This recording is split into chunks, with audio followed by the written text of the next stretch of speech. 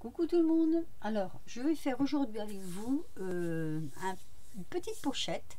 Je sais que ça c'est déjà fait, hein, mais je voudrais quand même faire une petite pochette avec mes fonds de pâteux que j'avais fait comme ça. Je me suis fait un petit gabarit. J'en ai déjà fait une pour m'entraîner un peu et je voulais en faire donc une autre avec vous.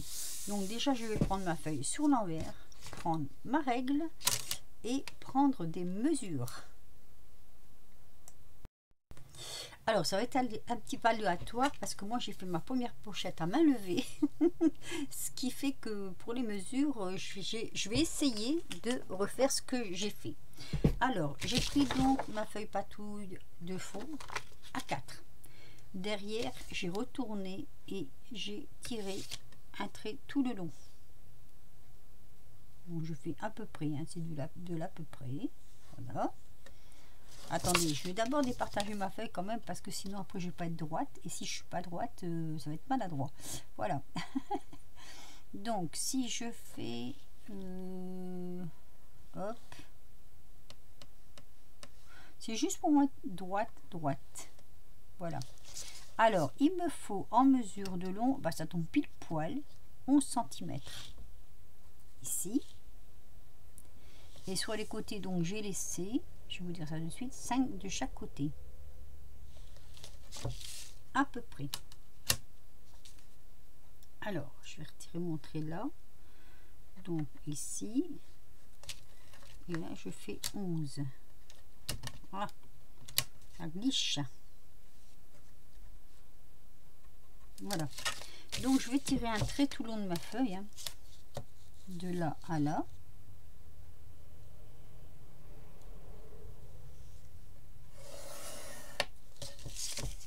En fait je partage ma feuille en 3 et en largeur pour le milieu je garde 11 cm. Ensuite je vais partager ça en 3, donc je vais partager une fois 6. Non, c'est pas 6, attendez que je me rappelle, c'est 12. Alors une fois 12, 12 et 12, 24. Et le haut, je le garde intact. Encore que j'ai fait une bêtise. C'est pas ça. Alors, c'est une fois 6. Une fois 12, pardon. 13. Et là, 25. Oui, parce qu'il nous faut 1 cm ici. Donc, je recommence. Alors. 12, 13, 25. Voilà. Je vais tirer mes traits comme ceci en dépassant, en débordant de chaque côté. Voilà, je vais déborder comme ceci pour être bien droit avec la suite. Alors là, j'ai pas, c'est juste j'ai besoin en bas en fait. C'est du direct, hein. Voilà, donc ici je vais tirer mon trait tout le long puisque j'ai 1 cm qu'il me faut dans le milieu. Hop, je tire mon trait, c'est bon. Là c'est pareil, là je vais tirer mon trait donc ici puisque j'ai dû reculer un peu. Voilà, de toute façon je reprends tout ça avec vous. J'ai l'impression que je suis pas droite là. Là j'ai 1 et là j'ai, non c'est pourtant je suis droite. J'avais l'impression d'être un petit peu en biais. Je vais reprendre correctement. Hop. Ouais, ça va mieux. Alors, ça nous donne ceci. Je crois que vous voyez mieux quand c'est en bas comme ça. Voilà, ça vous donne ceci. Donc, on récapitule. Ici, de là à là, il y a 12 cm. De là à là, il y a 12 cm. Et le milieu ici, il y a 1 cm. Voilà. Et ici, il nous reste, en fait, il nous reste 4, à peu près 4, un tout petit peu plus de 4 cm. De toute façon, on prend la feuille entière. Donc, ici, j'ai tiré mon trait de chaque côté, j'ai débordé, et je vais faire des traits à 1 cm 3 fois. Alors, 1 cm, 2 cm, 3 cm. Je vais faire la même chose de l'autre côté. 1 cm, 2 cm, 3 cm. Et je vais faire la même chose en bas pour relier nos traits. Vous allez voir pourquoi. Voilà. Et ici pareil. Ça se fait sur 3 cm. Je vais pas bien filmer là, je vais pas les voir pour les raccorder. Je vais les faire un petit peu plus appuyés. Voilà. Et je vais relier ces traits là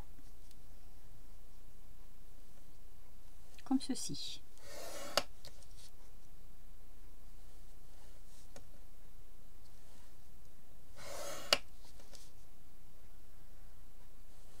Donc ça nous fait 3 fois 1 cm. On est bien d'accord. Je relis là pareil. Hein. Là.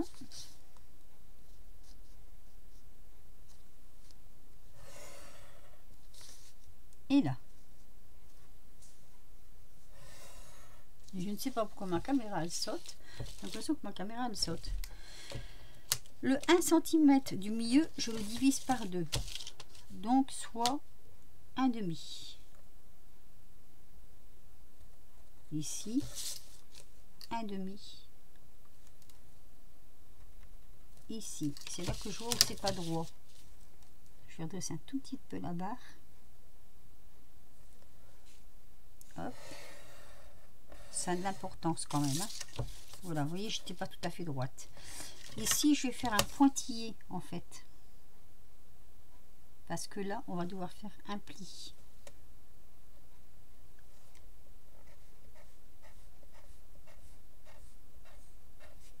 C'est pour pas oublier.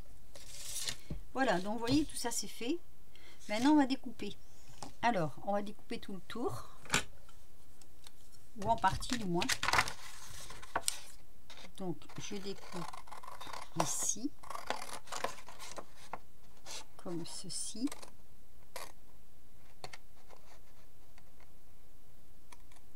Pas aller plus loin. Voilà. Je remonte.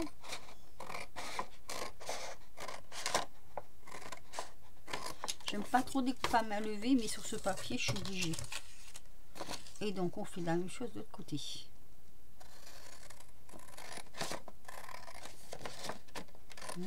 Jusqu'à présent, ça va.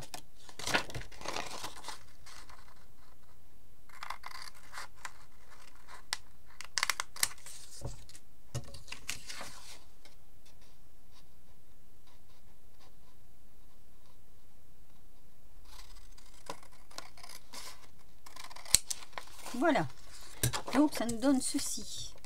Là, on va couper légèrement en biais, pas trop quand même, un petit peu.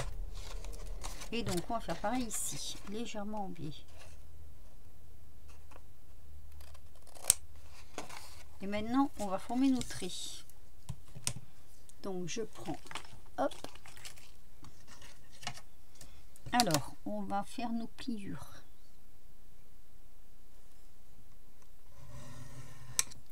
Ça aura de l'importance pour après.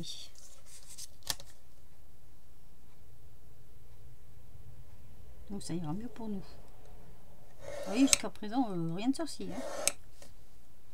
J'oublie pas de faire le trait sur le pointillé.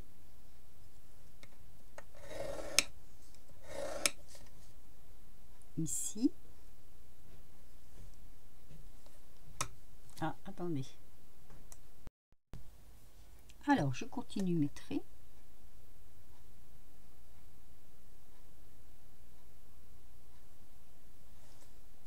Donc ici. Alors, l'intérieur du gabarit n'est pas joli, hein. Mais une fois fermé, ça se verra plus. Donc, voilà quoi. Hein. Je veux dire, c'est pas non plus trop important.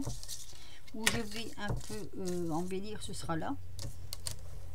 Alors, là, on fait le trait. Hop. Là aussi.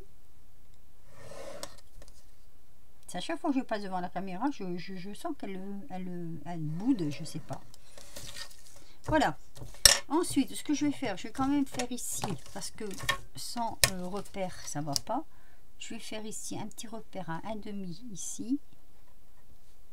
Un petit repère à 1,5 là. Et on va couper comme ça.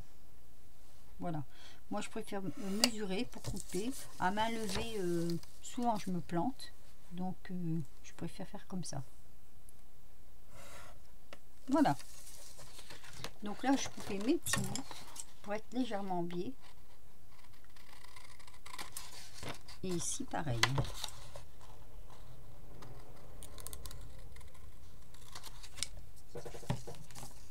Oui, ça ressemble un petit peu à une enveloppe de DVD, mais ce n'est pas une enveloppe de DVD.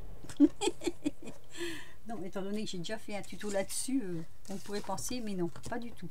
Ça fera bien une belle petite enveloppe après. Alors, ici, vous allez plier le trait des pointillés comme ceci, donc à l'intérieur. Voilà. Et replier ici, à l'extérieur, comme ceci. Et là, vous allez faire pareil. Vous allez replier à l'intérieur. D'où l'importance de tracer, comme ceci. Vous voyez, ça fait un bec comme ça à l'intérieur. C'est pour avoir une plus grande largeur quand on veut mettre quelque chose dedans. Je trouve que c'est assez intéressant de faire comme ça. Ici, je vais venir mater un peu avec de la distress, comme ceci. Voilà.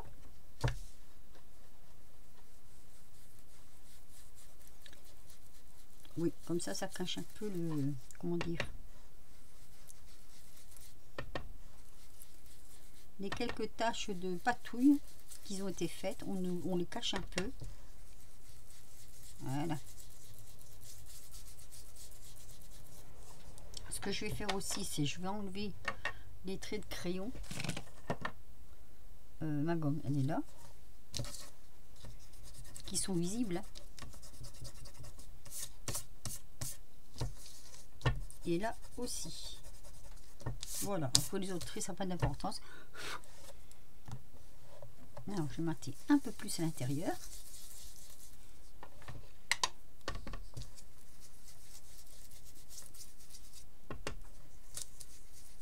On n'a pas besoin de faire trop non plus. Hein. C'est juste, voilà, pour dire de cacher un petit peu, c'est vrai. Du coup, je fais grosso modo. Plus grosso que modo. Voilà. Alors, ce que j'ai oublié de vous faire, je suis désolée, c'est les plis. Les plis ici. Il faut les faire aussi. J'appelle ça des avant-plis. Hein.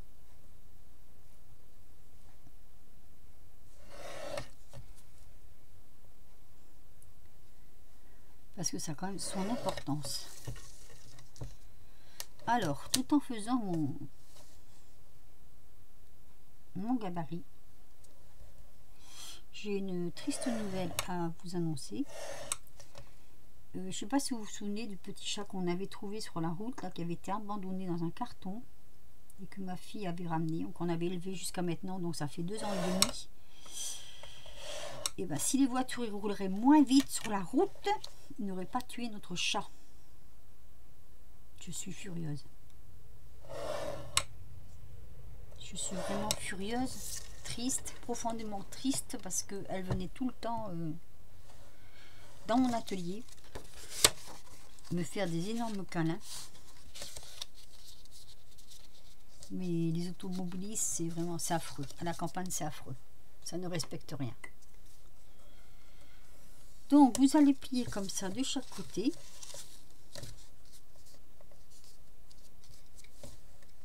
Voilà. Et donc, à chaque fois, vous allez plier de ce côté-là. Et après, vous allez rentrer, plier de ce côté-là. Voilà. Je pense qu'il y en a qui savent ce que je vais faire avec ça. Hein. C'est quand même assez parlant.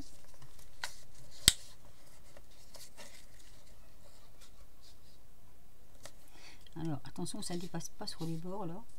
Donc, bien plier. Hop. Voilà, ça nous donne ça. Donc quand on va fermer, ça va faire un petit soufflet là.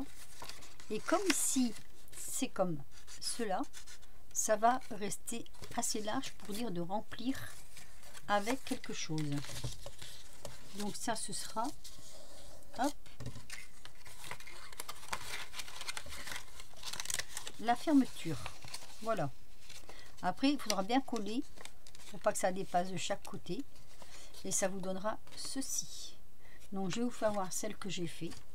Voilà. Celle que j'ai fait, c'est celle-ci. Je suis partie comme ça sur une idée de rien. J'ai mis une pression. Donc ça s'ouvre comme ceci. Voilà, vous voyez, le soufflet est assez large. Donc si on veut mettre des choses plus ou moins épaisses, ça passe très bien. J'ai décoré avec des petites perles comme ceci. Et là, avec une petite cage à oiseaux. Donc je vais décorer celui-là hors caméra et je vous le fais voir une fois terminé. Alors, me voilà de retour après un petit problème de comment je veux dire, de vidéo, on va dire ça comme ça. Alors je vais vous présenter donc les deux pochettes que j'ai faites. Donc celle-ci je l'avais déjà presque terminée. Donc du coup, comme j'ai perdu la vidéo, enfin le morceau que je vais rajouter, ben, je vais vous la voir directement comme ça, hein. Donc cette petite pochette est plus côté un peu shabby, on va dire, hein. Un shabby chic, ouais, on pourrait dire ça, shabby chic. Et derrière elle est comme ceci, avec une petite cage à oiseaux. Donc je sais pas si vous allez voir, mais j'ai patiné un petit peu ma pochette. Voilà, ça se voit un peu comme ça, le patinage de la pochette. Donc elle ferme avec une pression, hein. Et à l'intérieur on peut mettre pas mal de choses puisque c'est quand même assez bien large. Hop.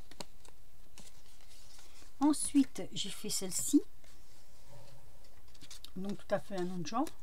Celle-ci est plutôt genre vintage, ouais, on pourrait dire vintage. Donc qui s'ouvre aussi avec une pression. Voilà, donc en dessous c'est comme ceci. J'ai également patiné, allez, oui, voilà, comme ça on le voit. J'ai patiné la pochette. Hop, ah bah tiens, j'ai remis trop vite, ça tient pas. C'est pas grave, hein.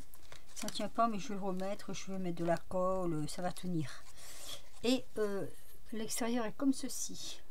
L'extérieur, j'ai n'importe quoi. Le dos est comme ceci. Alors, ma petite libellule ne veut pas tenir, mais c'est pas grave, on va y remédier. Voilà. Donc je la referme, hein. Et vu j'ai décoré, allez, je vais la mettre après, avec des petites perles comme ça de chaque action, des petites, je trouve ça très très joli. Donc là je vais remettre de la colle à chaud s'il faut. Donc voilà, je vous ai donc présenté mes deux petites pochettes qu'on a fait pratiquement ensemble. Et ici je vais mettre certainement le prénom de la personne à qui je vais l'offrir sur chaque côté de la pochette. Voilà. Alors j'ai patiné avec ceci de chez Action parce que je trouve que franchement ça rend vraiment bien. Ça fait un peu transparent et un peu blanc, mais blanc opaque, et on voit la couleur à travers. Voilà, ben j'espère que cette petite vidéo vous aura plu. Je regrette vraiment que le morceau où j'ai décoré ma pochette n'a pas été pris en compte. Je suis vraiment désolée. Sur ce, je vais vous laisser et je vous dis à très vite pour de nouvelles aventures. Bisous!